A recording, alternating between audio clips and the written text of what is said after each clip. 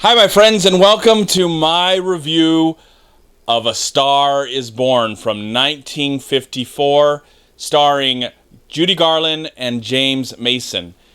I saw this film tonight, thanks to Cinemark, at a theater for the first time in my entire life. I've never seen this movie until tonight, and I have to thank Cinemark for putting this on the schedule, and I'm going to try and see as many older films, whether I've seen them or not, thanks to Cinemark and anybody else who plays old films, because as much as I love the new ones, I'm interested to hear and see the ones from yesteryear. Now, with this one, this is the second of 4 versions of this story.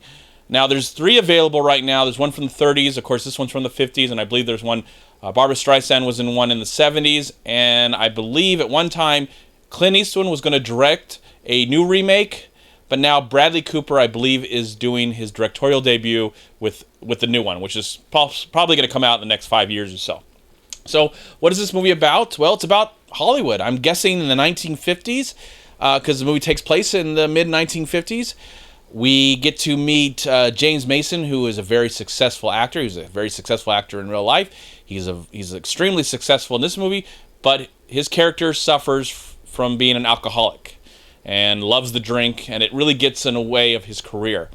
But he goes to this big social event, this big benefit event, the Shrine Auditorium, and he sees a star in the making who's played by Judy Garland. Of course, we all know who Judy Garland was. She was a great actress in her own right, and for me, she will always be Dorothy from The Wizard of Oz. It's kind of one of the only films that I really had seen her in before this one tonight. And when it comes to James Mason, the only movie that I've actually really seen him in, sadly, and happy, is Lolita. So one major reason to see this movie tonight was to see these actors do something somewhat different. Somewhat. I mean, Judy Garland's playing and singing and dancing, and James Mason is James Mason. Really great, interesting actor, and I just love his voice. So, he finds her and really tries to shape her and make her into something quite special because he loves her voice, he loves her presence, and this is their love story. This is the romance that happens because of that. It's also a commentary on Hollywood at the time, and not afraid to be a little dark and depressing and tragic and hopeful and happy.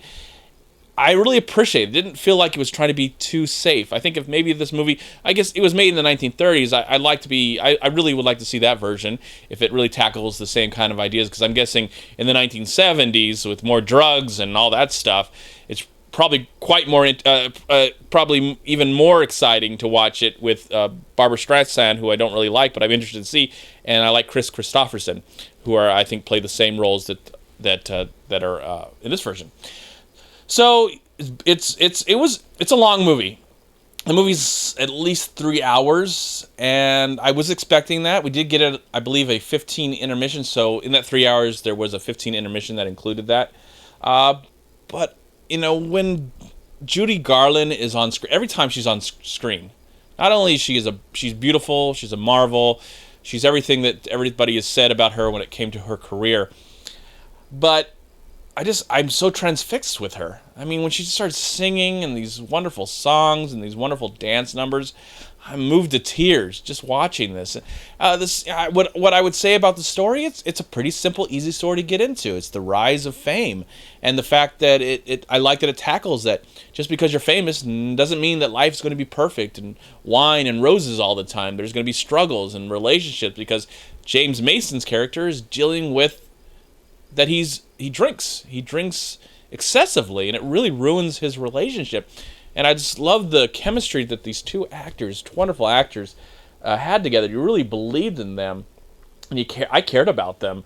I really truly did. It was not only sad, extremely sad, but we also get the music that kind of counterbalances that sadness and makes us feel good inside, even though we're seeing something quite tragic. And the movie, as it went along and it built these characters, and when it got down to the bitter end of the movie, I was like, wow, I really like where this movie actually took me on. This journey that this film actually went. Some stuff that I was expecting, other stuff that I didn't.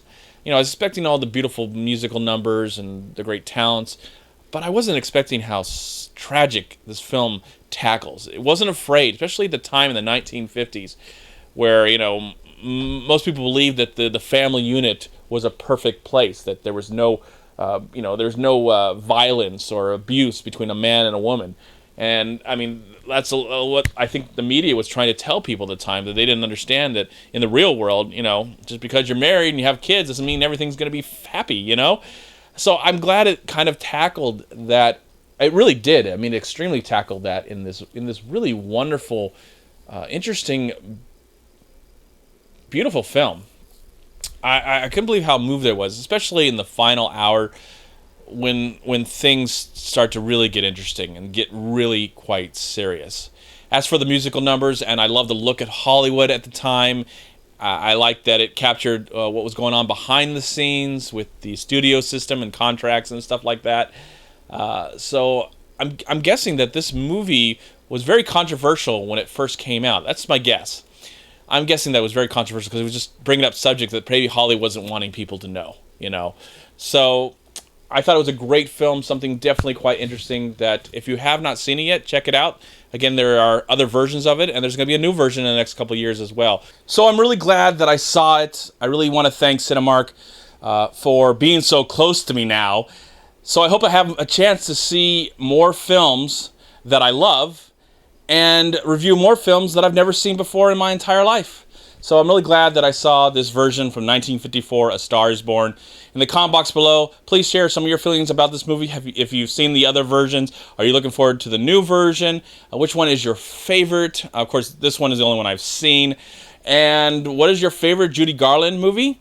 And what is your favorite James Mason film?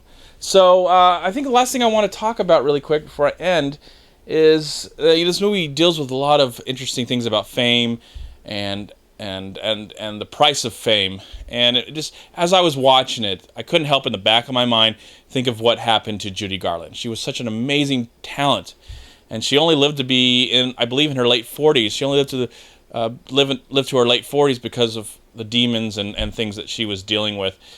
And you watch this movie and you think about the real woman and what she went through, and it adds another level of tragedy. It just really does. So there you go. I don't know what else to say more about that, but I really enjoyed the film and I thought it was quite great. And that's my review of A Star is Born. Comment, please, and do all the things that you love to do when it comes to film. And that's it. I'll talk to you later.